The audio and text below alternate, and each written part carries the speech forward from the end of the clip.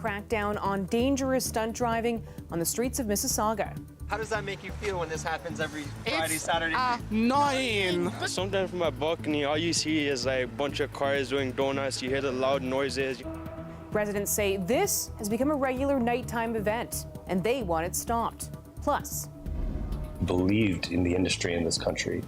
He wasn't about himself. He was about pulling others forward. remembering an icon, Canadians pay tribute to legendary actor Gordon Pinsent. And it's a sudden onset of sometimes a low-grade fever, but often vomiting and cramping and diarrhea, watery diarrhea. another norovirus outbreak now confirmed at a Mississauga seniors home. We tell you how officials say you can protect the most vulnerable. This is CBC Late Night News.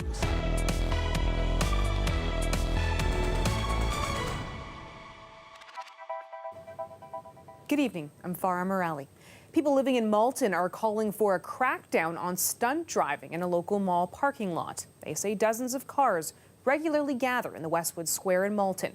The ensuing chaos is not just annoying, but also dangerous. Brian Patrick Jones reports. A regular scene on weekend nights in this North Mississauga shopping plaza. Drivers revving their engines into the early morning hours, drifting and doing donuts with seeming impunity. Local residents say it's a nuisance. So sometimes from my balcony, all you see is like a bunch of cars doing donuts. You hear the loud noises, they're charging. You know how loud they get with their V6 motors. And just a lot of noise and ruckus going around here. How does that make you feel when this happens every Friday, Saturday night? Annoying, because you can hear the revving and you can hear them driving and you can hear the music. The councillor for the area says she's fed up with all the stunt driving. There's townhouses across the road and single-family houses, and there's high-rise all around it. So there's people trying to sleep. They work shift work, and they're getting pretty frantic. It's a terrible sound. And there's a lot of exhaust, there's a lot of smell, and people are frightened. Just last week, 3 people charged with stunt driving had their vehicles seized. Police also issued 7 court summonses and gave out 24 tickets. Peel Police says it responded to 5 calls for street racing last year at or near this shopping center. But in the first 2 months of this year alone, officers have responded to 12 driving-related calls in the same area. The police have been very good. They just don't have the manpower. And when they do put on a blitz, it's extremely successful. But then they go away for a weekend and they come right back, they check around. And I think part of the joy of this is outsmarting the police. This community police station is steps away from where the cars gather, but it's only open 6 days a week from 8 a.m. to 4 p.m. Parrish says she'd like to see a full-service police station opened up and cement blocks installed in the parking lot. I'm a PSW. I do home care. I go from home to home, and from time to time, the seniors, they complain. And it would be very nice if the councillor could do something about this. They could get to sleep in peace. But until then, it seems, this mall parking lot will likely continue to double as a playground for stunt drivers. Ryan Patrick Jones, CBC News, Toronto. Meanwhile, in Windsor, the city's deputy police chief is facing his own stunt driving charge while off duty. Jason Crowley was driving in his personal vehicle when he was stopped by police for allegedly driving 111 kilometers an hour in a 70 zone. It happened in nearby Amherstburg, Ontario last month. Windsor police say its professional standards branch is investigating the matter and they won't be commenting further. The City of Toronto's deadline for homeowners to declare a home vacant is fast approaching. Tuesday is the last day to make the declaration. The deadline originally was February 2nd, but was extended another 3 weeks. And we wanted to reach everybody, all residential property owners. And if you can imagine, that's more than 800,000. That is a lot of people to reach and to get your message across. We did multilingual advertising and pushed it through various social media. 93% of Toronto homeowners have completed the form. The city had previously indicated that homeowners who didn't meet the deadline would be taxed. The tax was introduced this year as a measure to get unused units back on the markets. If a property is deemed empty, owners will have to pay 1% of the home's value. That means if a home is worth $1 million, they would have to pay $10,000 in tax. An icon of Canadian film and television died this weekend. Gordon Pinsent was 92 years old. He won many awards during his illustrious career. Lisa Shing looks back on the legendary actor's life and legacy. We were in love with each other. Once a shy, awkward child growing up in Newfoundland, Gordon Pinsent found freedom in acting. Get back and sit down! In the 60s, Pinsent became a household name that lasted more than 6 decades. I made up my mind a long time ago to have the same enthusiasm one year after the other, because the stories are different, the people are different. Think about it. The actor appeared in more than 150 TV shows and movies, including the feature film The Rowdy Man, set in Newfoundland and based on his own novel. And the spring water in the woods and the smells of things. Hollywood also recognized his talent, but the role that perhaps defined his career, a husband losing his wife to Alzheimer's in Away from Her. I'm your husband. It's Grant. Pinsent has won every major acting prize in the country, but always approached his craft with humor and modesty. And I ran fast, and before they could catch me and say, no, acting is for silly people. The actor's family announced his death, saying Gordon passionately loved this country and its people, purpose and culture to his last breath. He was 92. He had zero ego. Everyone in every crew that I've ever seen him with had so much respect and admiration for him. From the memoirs. Pinsent was still prolific even in his later years. At 80, he went viral with a dramatic reading of Justin Bieber's memoir. Just a regular 16-year-old kid. I make good grilled cheese, and I like girls. Coming back to you. He also recorded an album of his own poetry. I think of you often, down on the seagrass. There's 1,000 interviews, 1,000 plays, 1,000,000 songs, and beautiful poetry. You can have a new Gordon Pinsent experience every single day for the rest of your life by just celebrating the work. A national treasure who will live on in the hearts of Canadians. Lisa Shing, CBC News, Toronto. Restaurant and bar owners can now submit applications to be part of Café TO. The program allows restaurants and bars to expand their outdoor dining spaces into sidewalks and curb lanes. Earlier this month, Toronto City Council voted to make it permanent. This year, the program will introduce a requirement to install temporary platforms to improve accessibility, as well as a fee structure. The city says permit and application fees will be reduced by 66% to support operators. Businesses have until March 28th to apply.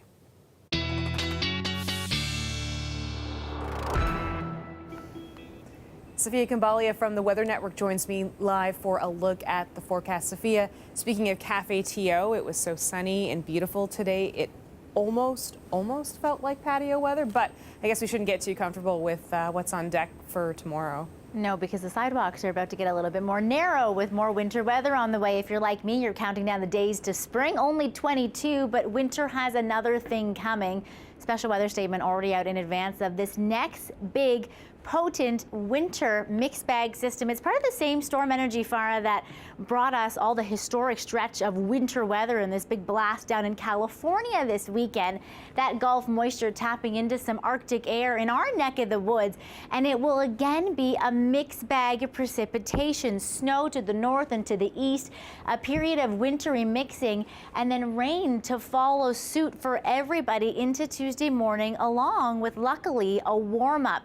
It starts to get a little hairy during the Monday evening commute, especially during the dusk hours. It will be slick and slippery into Monday overnight, and then rain and snow transition into Tuesday morning. We'll talk more in the long range about some amounts.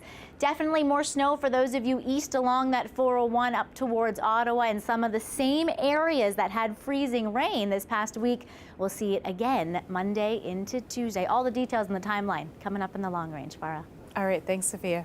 You're welcome. A Snapchat filter is teaching people how to perform CPR. You heard it right, a filter. It's part of a partnership between Snapchat and the Canadian Red Cross. Using augmented reality and technology can help bring to audiences that may be unwilling or unable to access full courses, but we can still get this information that can save a life. The Restart a Heart lens uses augmented reality to guide users through a true-to-life example of performing CPR. They can practice first aid techniques, answer quizzes, and take part in interactive games to understand how to perform chest compressions. The filter can be found by searching Restart a Heart on Snapchat. Cases of norovirus are on the rise here in Ontario. While the province typically sees cases in the winter, officials say they're seeing the spike earlier than usual. The highly contagious illness is known for causing days-long stomach illnesses, and as cases increase, those living in long-term care homes are at particular risk. Tyler Cheese spoke to experts about the dangers. Inside this Mississauga seniors residence, an ongoing outbreak of norovirus. Ivan Franco Homes confirmed it's been managing cases since February 16th on its website. Norovirus is a virus that infects our gastrointestinal tract, and so gives us gastroenteritis. We get sick, we have vomiting, diarrhea. The outbreak at Ivan Franco Homes follows another one at the Trillium Health Partners Hospital, also in Mississauga, though that was declared over earlier this week. Experts remain concerned about the risks posed to seniors by the extremely contagious virus. The very old who have this depressing thing called immune senescence, that as we get older, our immune system is simply less able to fight off infections like norovirus. Norovirus also spreads rapidly in environments where people congregate. But all it takes is one individual to get that, and then it can really spread like wildfire in long-term care institutions. The home in Mississauga says it's taking a number of precautions to prevent and reduce further spread. That includes the use of PPE, keeping staff and residents separate when possible, and enhanced cleaning procedures. Group activities and dining have also been canceled until the outbreak passes. The key measures that need to happen, to help prevent a norovirus outbreak from spreading and becoming quite deadly is really by making sure that we detect it early, that we make sure that we're putting the right precautions in place so that we are making sure that people who may have it are appropriately isolated and cared for. But preventative measures may not be enough in healthcare settings that are still facing a staffing crisis. When you actually have understaffed homes, it's hard for people to provide care, but also spend the time meeting the appropriate care protocols. In the meantime, experts warn that hand sanitizer does not prevent the spread of norovirus. They instead recommend thorough hand washing at all times. Tyler Cheese, CBC News, Toronto. Toronto will be opening new supervised drug consumption sites in response to the worsening opioid overdose crisis. It's part of a 2-year partnership between Toronto Public Health, Unity Health Toronto, and the University Health Network. This will be the first time that acute care hospitals in Ontario and public health have worked together to offer supervised consumption services. The locations for the new sites have yet to be determined. In 2021, the number of opioid deaths in Toronto rose to 591. Welcome back. As we are near the end of Black History Month, a story now about the challenges at universities facing Black men. Many report feelings of isolation, and StatsCan figures show they graduate at lower rates than other groups. Tiana Sumanak-Johnson looks at some initiatives trying to change that. When he arrived to University of British Columbia a few years ago, Gabriel Komla felt isolated, and not just because he was missing his family back home. Coming from Nigeria, where almost everyone and anyone is black, to a place where it's hard to see a black person from majority to minority. It was a really big cultural shock. Statistics Canada findings revealed that a smaller percentage of black men aged 23 to 27 completed a university degree compared to other men. Black men were also less likely to have a university degree than black women of that age. And for those black men who make it to university, obstacles remain. Some of the barriers that are specific are socialization in the classroom, how to navigate microaggressions in the classroom, and often the common misperceptions of, oh, you must be here because you play football. For all these reasons, University of British Columbia recently started the Black Male Initiative, a student group that meets monthly. So it builds that camaraderie, almost kind of a fraternal group. Gabriel Komla has been attending. So BMI gives a few black males on campus to come together, share resources, and talk. In Ottawa, this professor remembers being randomly stopped by police while just riding his bicycle around campus. That was decades ago when he was a student, but more subtle barriers remain, and he wants to help put an end to them. This is part of my own ethical responsibility as someone who crossed the bridge to go back and hold some hands. He believes the key to getting more young people to university starts while they're still in early high school. His new project pairs up Black high school students with university mentors who can answer many of their questions. It kind of have already helped me kind of understand that I have a voice, and it has given me a lot of resources both for school and outside of school, such as like scholarships. Follow me to the 4th floor. Helping make universities a place where all students can fulfill their potential, not spend time questioning if they belong. Deanna Sumanak-Johnson, CBC News, Toronto. Niagara Falls Mayor Jim Diodati says his city is seeing an influx of asylum seekers. It comes as Quebec is asking for migrants to be shipped out of its province. Diodati says city services are becoming strained with the arrival of so many people. Starting to get busy. We're the #1 leisure destination in Canada, and the tourists are coming, 14 million in fact, and we're coming off 3 years of devastation because of COVID, and 40,000 people count on tourism to feed their families. So our concern is going forward, how long is this going to last? What's the long-term impact on tourism in the city? Because it is the goose that lays the golden eggs for us. The city has been providing hotel rooms to asylum seekers, but now says more than 2,000 rooms are full. Diodati says he needs more support from the federal and provincial governments, including in sustainable health care, employment opportunities, and food. Well, after spending much of the weekend digging out, people in parts of California are now bracing for another blast of winter weather. From blizzards to heavy rains and ferocious winds, the state has taken a pounding. Here's Susana De Silva on how people are getting through it. The third RV to end up in the muddy water of the Santa Clara River in Valencia Park, 40 minutes north of LA.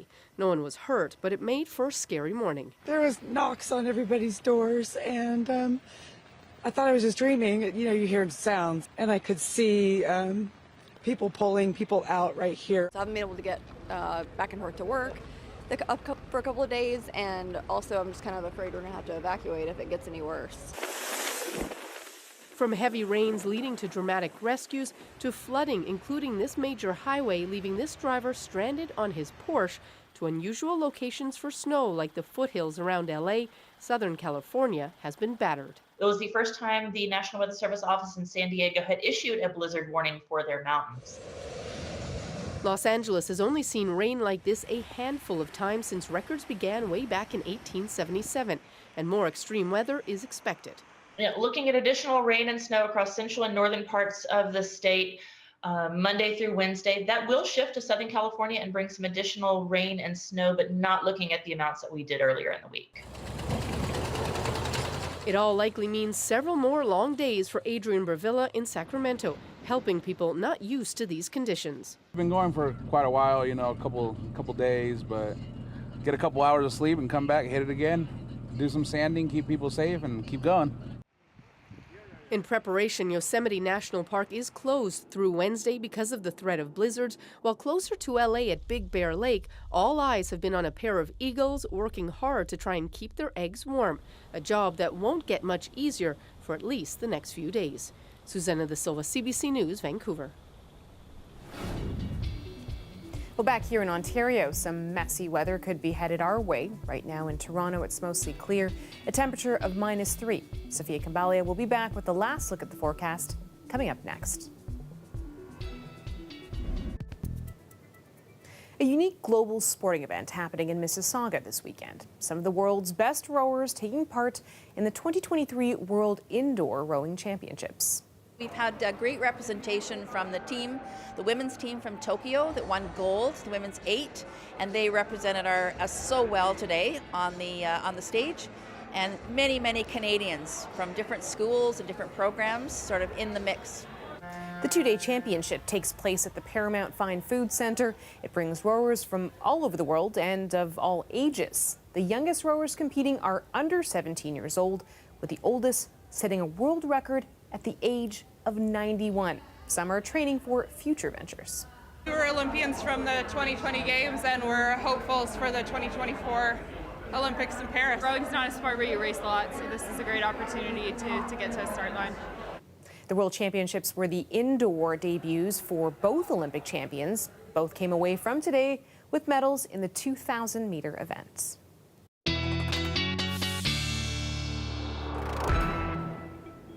Sophia Kabalia from the Weather Network is back for our final look at the forecast. Okay, so the storm is coming, but it sounds like some of the mild temperatures might stick around, maybe something to look forward to. Yeah, I'll show you the warm up, especially in the southwest. You'll be in the double digits by Wednesday, so it'll be one of those first few days of the work week where you'll have every season in one. Let's begin with those amounts. As I promised, 10 to 15 centimeters of snow, especially for those of you between Kingston to Ottawa. That's on top of what you got last week. For everybody else, it's a 5 to 10 centimeters of wet snow that will come mostly Monday evening along the same time as more ice pellets and more freezing rain for some of the same areas that were hard hit this past week.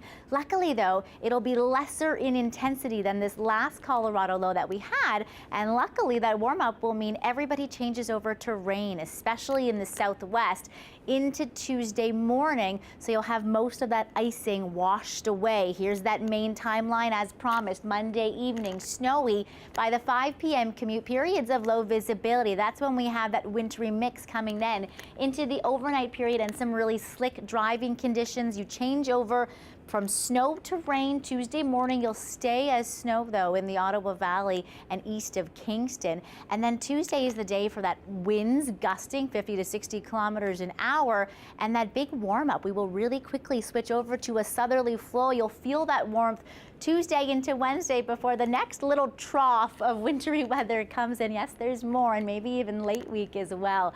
Wet snow, not as heavy as this winter storm on Monday. And here, just as promised, that warm up for many of you into the southwest, the elusive double digits in advance of what will be some pretty hefty snowfall totals upcoming this week. We're actually over our normal average of the year, and that's after flatlining in parts of January. Thanks, Sophia. We'll see you soon. And finally tonight, an Ontario Paralympic sledge hockey player is on his way to completing a goal of his, skating 42 kilometers in 10 locations across the country.